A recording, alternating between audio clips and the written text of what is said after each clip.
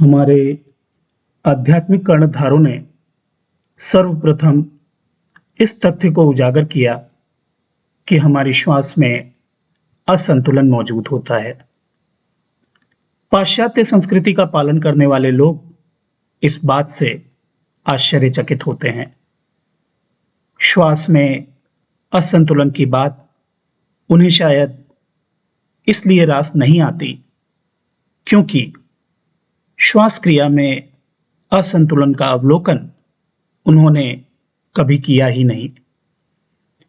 पाश्चात्य संस्कृति के लोगों की श्वास के प्रति समझ यह है कि श्वास क्रिया एक ना बदलने वाली या अपरिवर्तनशील स्थिति है। उनके अनुसार श्वास प्रक्रिया हमेशा एक समान रहती है। उन्हें यह लगता है कि जन्म से लेकर जीवन की वर्तमान अवस्था तक श्वास क्रिया समान थी, समान है और जीवन पर्यंत समान ही रहेगी। पश्चिम के लोग इस बात को तो स्वीकार करते हैं कि जन्म के बाद से उनके शारीरिक आकार, बनावट आदि में परिवर्तन आया है। उनके मानसिक विकास में भी परिवर्तन आया है। सारांश में उनकी स्वीकारोक्ति शारीरिक और मानसिक विकास के प्रति तो है, परंतु श्वास लेने की क्रिया में वे किसी प्रकार का परिवर्तन अनुभव नहीं करते और इसीलिए इसे स्वीकार भी नहीं करते।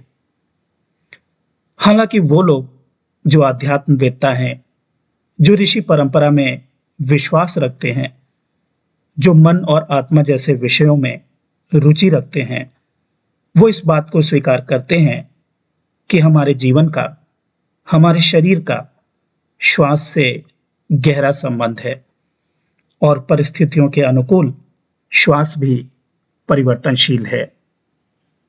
ऐसे लोग मानते हैं कि रति, क्रोध, व्याकुलता, कुंठा आदि उत्तेजना की स्थिति में प्राकृतिक रूप से सांस लेना कठिन होता है। हालांकि अगर श्वास सबल और गहरी है तो भावनात्मक स्थितियों में कोई खास परिवर्तन नहीं होता। हमारे ऋषि मुनियों द्वारा शरीर पर की गई खोज के कारण हम ये जान पाए हैं कि श्वास जीवन की एक ओजस्वी शक्ति है और इसे हम प्रत्येक बाहर जाती हुई श्वास के साथ खोते जा रहे हैं। दूसरे शब्दों में यह कह सकते हैं कि जिस प्रकार हमारा यह भौतिक शरीर सतत परिवर्तन की स्थिति में रहता है, उसी प्रकार ही हमारी श्वास की स्थिति है। श्वास की क्रिया भी प्रत्येक निश्वास के साथ अपनी ओजस्वी शक्ति खोती चली जाती है। पाश्चात्य देशों में श्वास के विषय में बहुत कम जानकारी है। वे इसके महत्व से अनभिज्ञ हैं। यह एक सुविदित तथ्य है कि श्वास के रुकते ही मनुष्य की मृत्यु हो जाती है। श्वास ही एक ऐसा सार तत्व है जिसके साथ मनुष्य पैदा होता है और इसके समाप्त होते ही उसका भी अंत हो जाता है। श्वास के बिना शरीर की कोई भी क्रिया संभव नहीं है।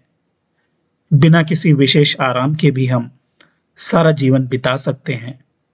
कुछ दिनों तक हम बिना किसी भोजन के भी रह सकते हैं और अपेक्षाकृत उससे कम समय तक हम जल के बिना भी रह सकते हैं।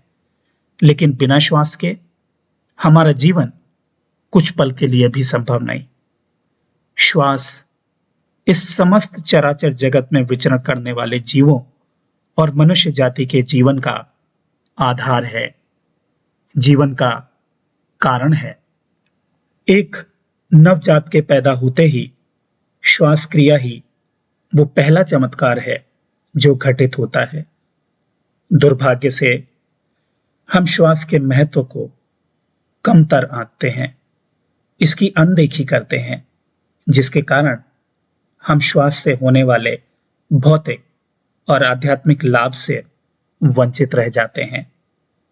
श्वास वो कुंजी है, वो ताकत है जिसका उपयोग करके जिसके मूल स्रोत तक पहुंचकर व्यक्ति अखिल ब्रह्मांड के रहस्यों से भली भांति परिचित हो सकता है।